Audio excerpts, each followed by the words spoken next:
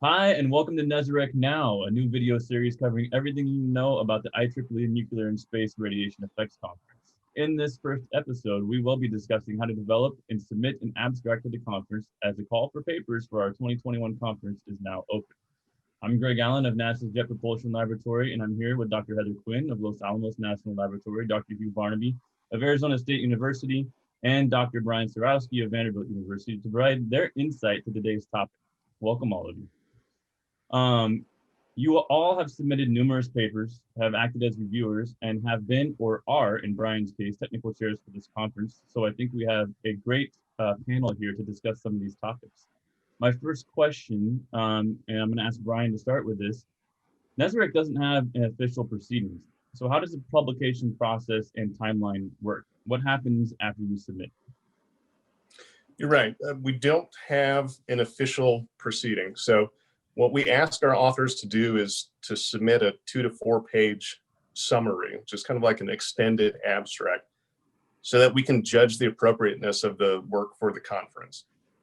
After you submit, that summary is reviewed by 3 to 6 reviewers, typically from the community, over the next month.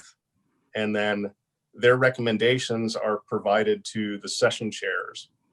And at a meeting of the session chairs and the technical chair, we discuss the merits of each of the papers and essentially rank those. So from there, approval or a rejection will be sent to the authors, and the summaries are discarded at that point. As I said, there are no conference proceedings. So that essentially gets you into the conference. The authors that have been selected for an oral or poster presentation are expected to submit a manuscript to the IEEE Transactions on Nuclear Science. The deadline for that is typically just before the conference. And that will go through its own set of reviewers, and it's unlikely that you'll even have the same set of reviewers. So it's completely decoupled from your previous summary. That process will continue for a few months after the conference, and typically all the papers will be published together in the January issue of TNS. Great, thank you, Brian. Heather or Hugh, do you have anything to add to Brian's comments?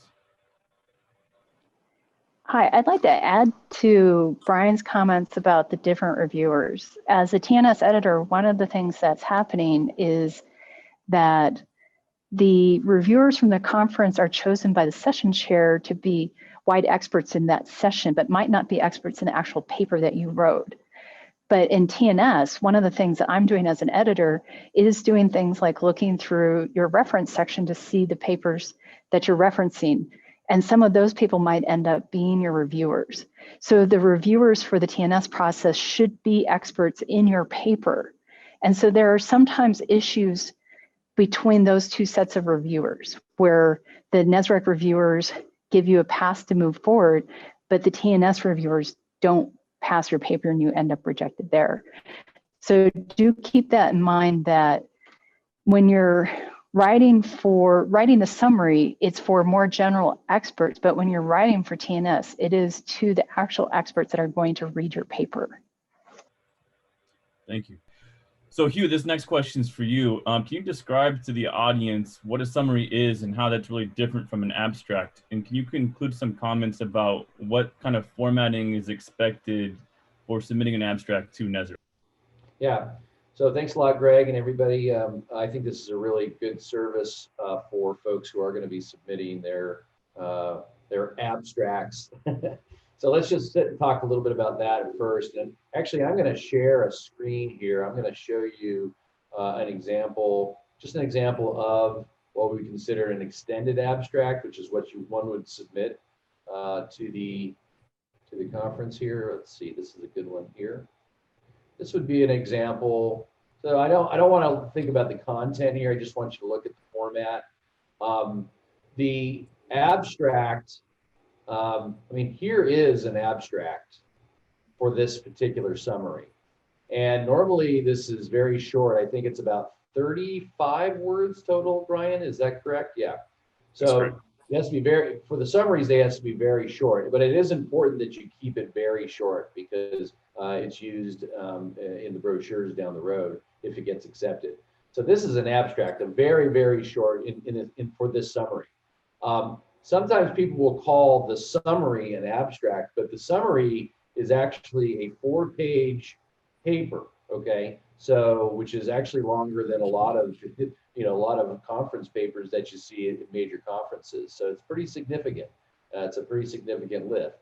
This would be an example of a double column format. Here's page 1, which would actually be the second page. We normally put on cover pages, and they have this kind of look here where you got your title and your authors, your abstract, your short abstract. Keywords are nice to put in, and then there's these boxes here. You don't have to put these in, but it is good to put corresponding authors in as well. Also, if you can put in your preferences of what whether you want an oral or you want a poster, or if it's a data workshop, that's very helpful.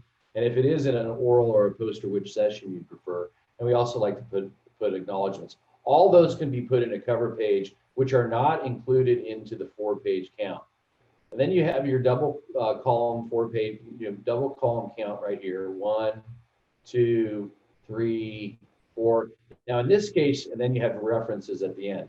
Please make sure to include references. If you don't include references, as a reviewer of a lot of these papers in the past, if people don't have references, that's not a good sign.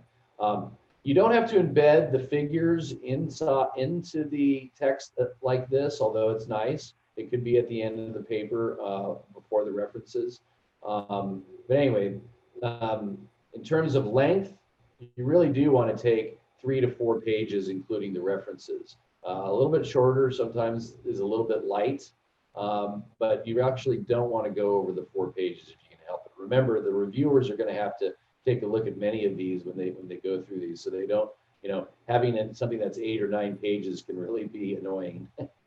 Anyways, this is a 2-column format here, an example of a 2-column format. I'm going to just show you actually for a reviewer, it's preferred to write something that would be in a single column format. So I'm going to show you an example there. This is a slightly older version here. Let me just stop the share and go and grab another one here. This would be an example of a single column format. This is an old cover page here, but it does have all the corresponding authors, which is nice to have, plus the abstract.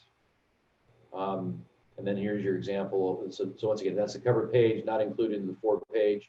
Here you have double column format. Although it's kind of up to you how you want to do it. A typical summary, make sure that you have an introduction.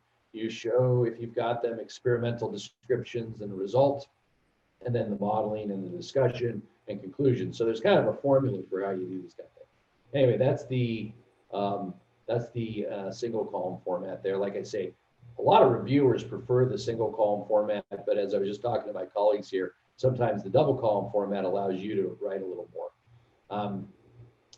When it comes to font size, 10 is small, although still acceptable. And 12 is nice to have for the reviewer, but it may not allow you to fit all your stuff in 4 pages. So somewhere between 10 and 12. Let's see, and there's one last thing I'm going to say about formatting. If you really want to kind of get ahead of the game, the double column format's the way to go, because the submission of the final paper that you'll need to do right before the conference, as Brian was saying, that's going to be in a double column format. Great, thank you, Hugh. That was really informative.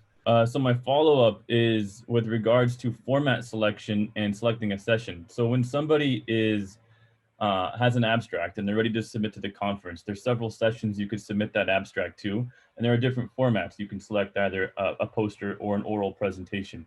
Can you, any of you, talk about kind of what the author needs to be thinking about, how important it is to select the right format, and how important it is, frankly, to select the right session, because there's going to be different reviewers selected particularly for those sessions. Do any of you have any comments with regards to how that process works from an author perspective submitting to the conference? I can take this one because when I was a younger researcher in the NSREC community, I kept thinking that I needed to find the sort of weak points in the conference to get my abstract into, because I was sort of a bit of an outsider with my work in field programmable gate arrays. And then as tech chair, what I found was that I only took what authors put down as their session of choice as a suggestion. And in particular, my year, we had an extremely strong single events effects devices and IC session. We ended up out of the total papers that we had, we ended up accepting nearly 20 of them. We couldn't make a session of 20 papers of devices and ICs. That would have just killed everybody, would have been over a day. So what we had to do is we had to start moving them into other sessions just to load balance it a little bit. So it's possible that you might feel very strongly that you need to be in a particular session, but that the tech chair decides to move you. Now, one point that we have not discussed is that there's the radiation effects data workshop as well. And what happens with the radiation effects and data workshop, that's sort of a conference within a conference, and you do actually go to a proceedings at that point. Now, there are some papers that people will submit to the main conference that are better suited for the data workshop, and the tech chair will contact you about the possibility of moving those papers, because oftentimes it's a sign that we do not believe that the paper can be published in TNS. And so it's better to move it into the data workshop and get you the publication that you can't get. But they will not be moved on without your requested approval. Now, there's very rarely a situation where you move from the data workshop into the main conference. It happens rarely, but once again, you'll be contacted by the tech chair if that move is going to occur. Now, oral versus poster, that's always kind of an interesting thing.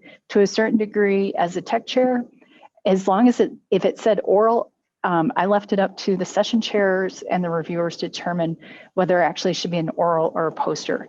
If there are a number of reasons why papers end up being posters, one of them being there's too much data to present in 12 minutes on a NSREC stage.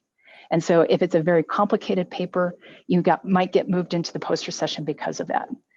Now, if you specifically request a poster presentation yourself, you will not be moved into orals. It is assumed that the author, for whatever reason, has decided that they're not ready to do an oral presentation. Maybe they're new to NSREC, maybe they don't feel comfortable speaking in English fluently, and a poster is what they prefer to do. So if you put poster down, you will get poster. Great, thank you, Heather. Brian or Hugh, do you have anything to add to those comments? Yeah, I'll just add to Heather's comment that selecting the wrong session does not disqualify your summary submission. It helps us to know how to send it out to the reviewers, and we would like you to get that right, but it is not an automatic disqualification.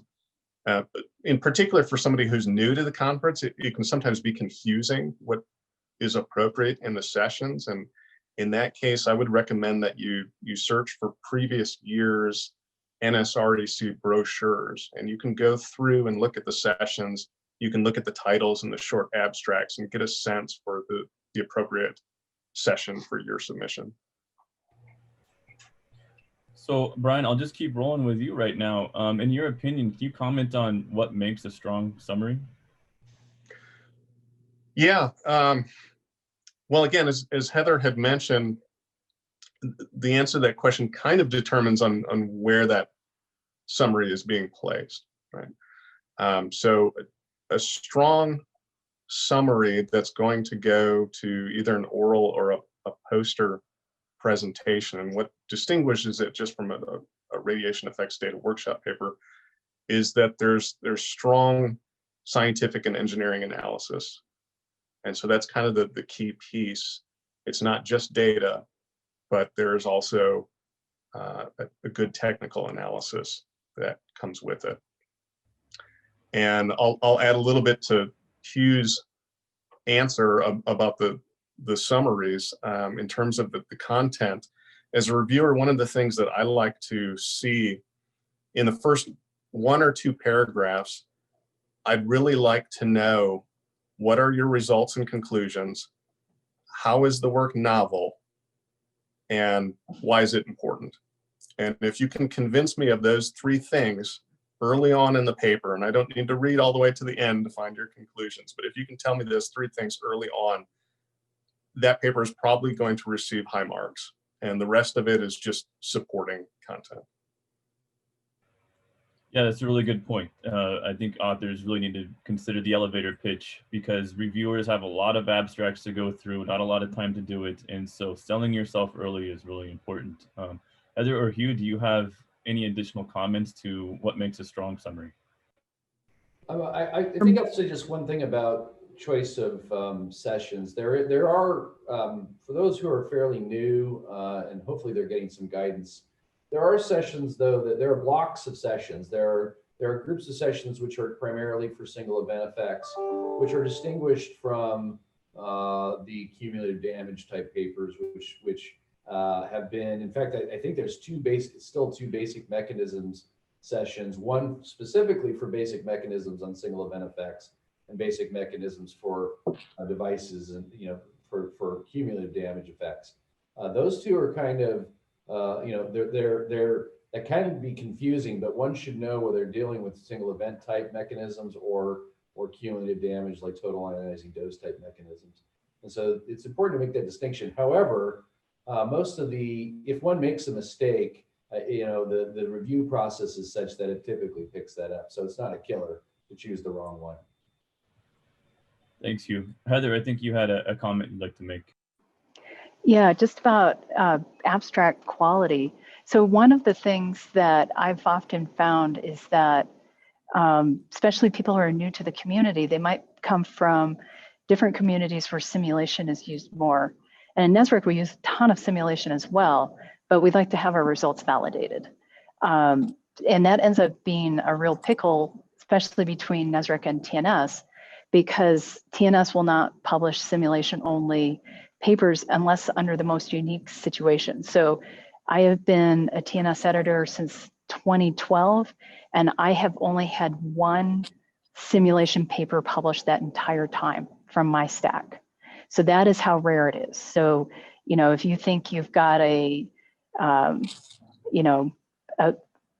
completely unique scenario where you think that you cannot get data, then there is a very small possibility you'll be published. But in general, you need that data. And so the strong summaries for me, they tell me, just as Brian said, upfront, what am I doing? Why is it important? I love to see that at some sort of simulation, if it's possible, and then some data from beam testing to back it up. Now, for the simulation, sometimes we see Monte Carlo trials, sometimes we see TCAD simulations. In my area of the conference, you tend to see a lot of fault injection, either through software-based techniques or hardware-based techniques, sometimes some laser testing. And the nice thing about those simulation modes is that you can really explore the problem that you're presenting in the paper and then validate it with your data results, which don't have to be extensive at that point. So maybe you only have to do a shorter test to validate. But when I see those 4 aspects of a paper, I know I want to see that paper on the stage, probably, or a poster. Right, thank you. So, well, since we're on the subject, I want to talk about promissory notes. And if your test data is maybe not as evolved as you'd like it, or is going to happen later on past the abstract deadline, can you talk a little bit about the role that a promissory note is and plays in the review process in terms of abstracts, and what that does in terms of accepting or rejecting to the conference? Okay, I can take this one since this is a particular issue for people on my side of the conference, I think, more so than other people's side. So just to define what a promissory note is that's where at some point in the paper you say you're going to validate your results with a radiation test at some point in the future, which is hopefully before July. The promissory notes are the ones that I trust more than others are the ones that say things like, I have time at Berkeley in March. which means that they've got their test, they've booked their time, and they're ready to go. So as long as nothing goes wrong, like a pandemic or the accelerator breaks down, you're fine. But so it's up to the session chair, the tech chair at that point to decide whether they want to take that promissory note. Because if you don't come up with that data, and there's a lot of things that go wrong, right? So if you don't come up with that data, you're going to show up at NSREC with that promissory note not completed. And you're going to go into the TNS review cycle with that promissory note not completed. So it's on the tech chair to make those decisions. So it's a matter of trust. So I say, I only use a promissory note if you think you're going to actually finish it. Yeah, that's some good advice. Thank you. Brian or Hugh, Well, do you have anything to add to that? Yeah, go ahead. Yeah, if you find yourself in a situation where you're promising data, maybe you have some data that supports your conclusion, and that's good, but perhaps you do need more. We also have late news submissions. And if you can't make the original summary deadline, we do reserve slots typically in the conference program for late news. And I would recommend that the authors submit to that rather than submitting a summary, getting it rejected, and then trying to resubmit it at late news. That's not the correct process. But if you do find that you need to collect more data, and you do believe that you will be able to get it in the next couple of months, then it's most appropriate for late news. That's an excellent point as well. Thank you. So we've kind of talked about what goes into a good summary and a couple of things to avoid. So I'm going to continue on that track. And can each of you give me your top 3 things in your personal opinion that causes an abstract to be rejected? So Brian, you were talking last. I'm just going to go ahead and start with you. Yeah, my top 3 things. Let's see if I can come up with 3. But I've done a number of reviews as well. What sticks out to me as a poor summary is if it comes across as a sales pitch. And I know all of our reviewers that do great work, and we often have great simulation tools, but sometimes it can sound like a sales pitch for a simulation tool or a process. And you want to be careful not to do that. You do really want to make sure that the story is about the technical content and the analysis. I had already mentioned the things that I find the strongest. So I don't know if I'll come up with 3 things, but my pet peeve, honestly, is if I'm going through a review and it's not clear to me the final conclusions of the paper up front. If I get to the end of the 4-page abstract and there's a new conclusion there, there's a results of the analysis that I didn't see coming, well, now I need to go back and look at the previous 4 pages that I've waded through and try to decide if that actually supports your results. And it kind of agitates a reviewer. So if you can make that easy for the reviewer, let them know where you're headed, and then just support that along the way, it's gonna make for a better score. Great, thanks, Brian. Hugh, can you talk about your top 3 or 2 or 3, however many you have? Yeah. So yeah, one of the things that I think is really important. So I mostly review cumulative damage type papers, and I will say that a lot of times people will measure their devices, and I'm saying this out of personal experience, especially when you go into the final paper reviews, which is really your final goal, is to actually get a journal publication. It's when people don't actually bias their devices when they do their tests. Sometimes it can be difficult. I run into this problem a lot, but I've had several students who've gone and they didn't bias it, and maybe we'll submit it, but it won't get accepted a lot of times because there wasn't bias. So that is a very hardcore thing that the reviewers look for specifically. So biasing your parts when you do the cumulative damage test. I know the single event people pretty much have to bias it anyway, so they're not quite the same in the same boat. But when you do devices and ICs and you're going to do a cumulative damage test, especially ionizing radiation, biasing is super important.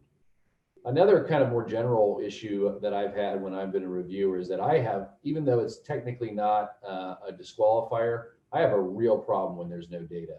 I mean, this is a data intensive conference, and you know, if somebody just comes in with a simulation, especially some kind of circuit simulation, and they don't have any validation of it, it makes it really, really hard to get through. So even though that's, you know, it would have to be a really major simulation paper, or maybe one that where the simulation is kind of the story, like if you're dealing with an MRED, or you're dealing with some kind of development of a new type of radiation transport code. That's a little bit different.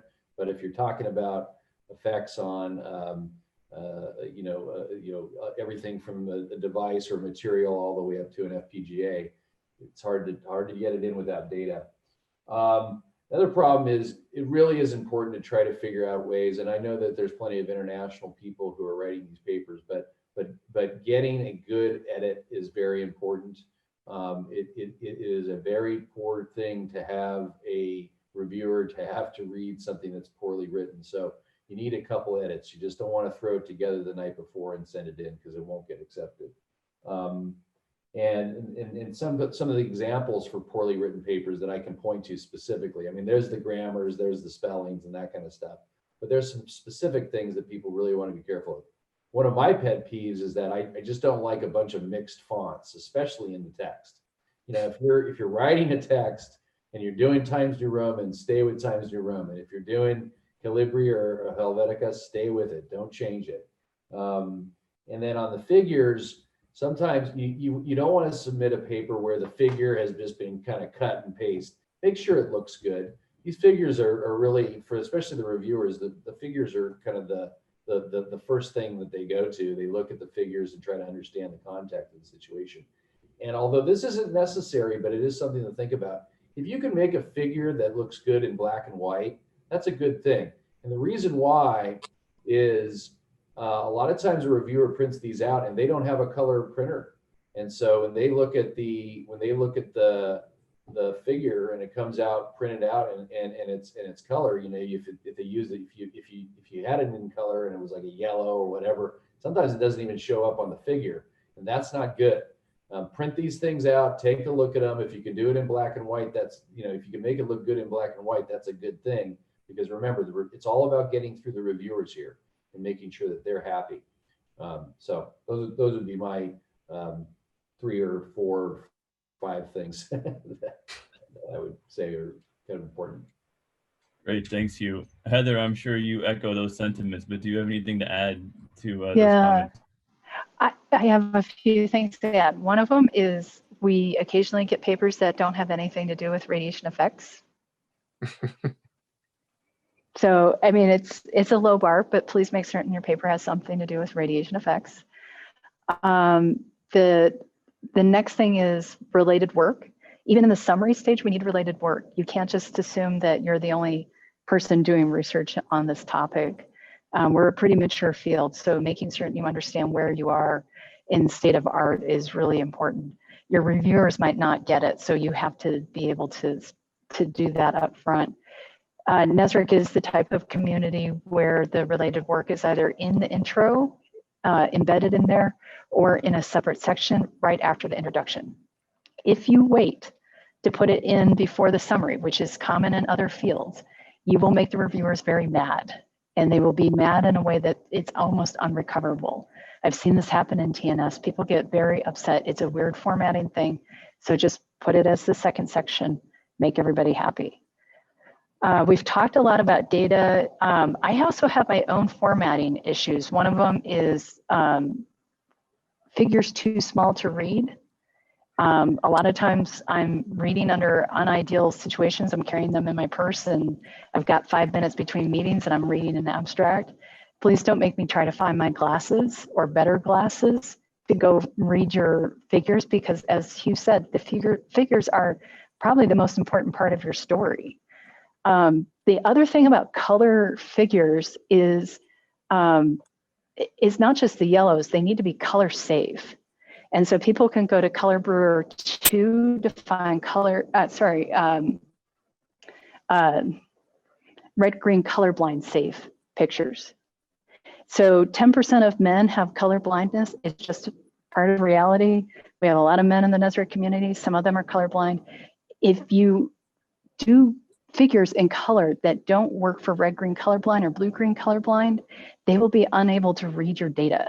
We are a data-heavy community, so formatting your figures in a way that 10% of the men can't read them won't help you. So go to Color Brewer 2 to find a set of colors that you can use that work well. And my quick trick for that, if you're going to use color, oddly enough, even if you're blue-green colorblind, if you put them in shades of blue, from like dark blue to light blue, they'll be able to read them as shades of gray. It's when you start including blue and green and red and green that becomes a problem. So throughout your, the abstract, the talk, the poster, the TNS, please really get some colorblind safe colors into your work.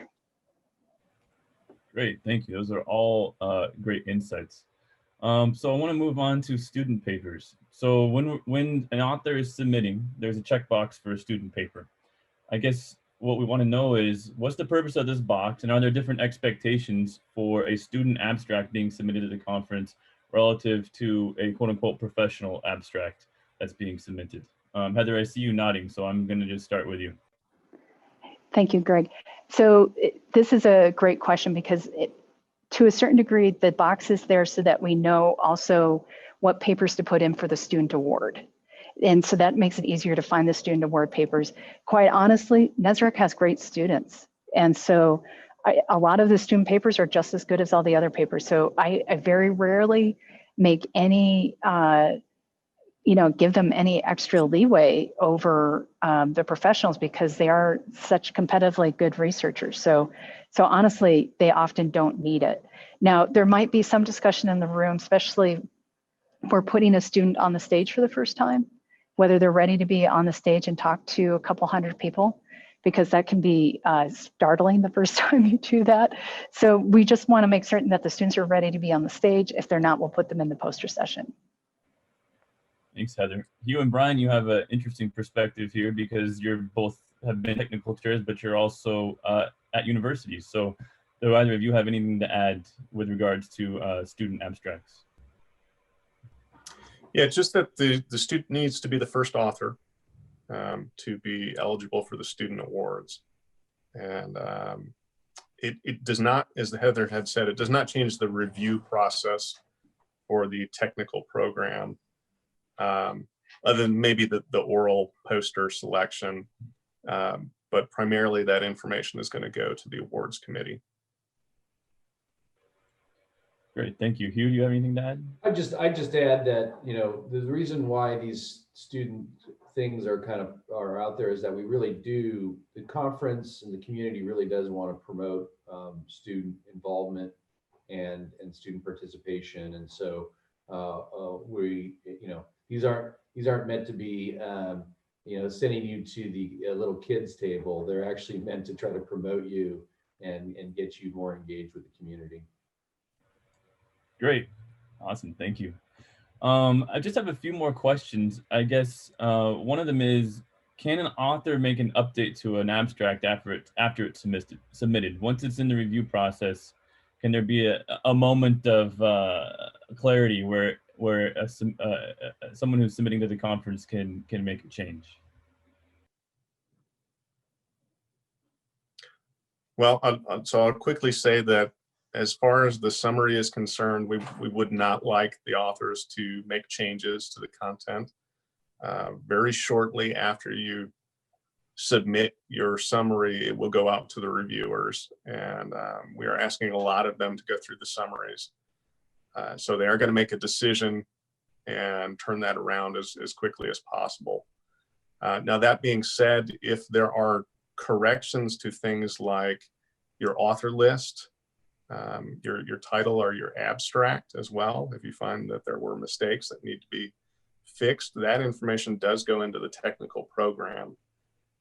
Whereas, as I had said previously, the summary is discarded. So if you do find errors in author names, inconsistencies in organizations, we do want you to let us know so that you can help us fix those before the brochure comes out.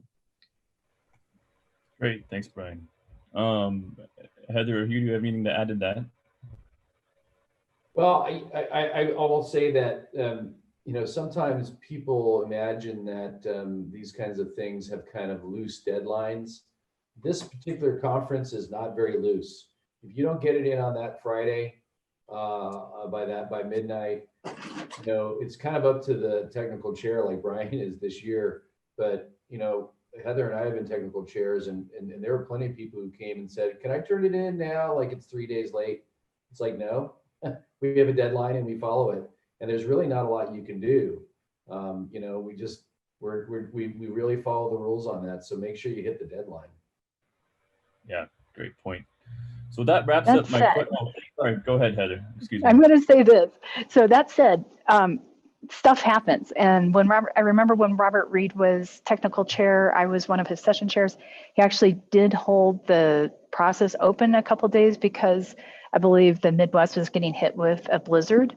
And, you know, with the IEEE, if it wasn't for the last minute, nothing would actually get done. So probably over 50% of the abstracts come in on the last day. And so he did hold it open under that type of situation. But if you're hoping for a blizzard, I think you might be in trouble. Good point. Good point. Extenuating circumstances do happen, but let's not plan for them. So that kind of concludes all the questions that I had for the panel. I want to thank you for your time. Do any of you have any closing remarks or any other insights you'd like to provide our audience today? Well, just you know, when it comes to these summaries, get the date early. You know, the earlier you can get to it, try to start writing before getting something down before Christmas is a good thing, even if you've got tests to start. Also, this thing about I've done this with a lot of students at Arizona State, and you know, I'm a big fan of starting with your figures and starting with an outline.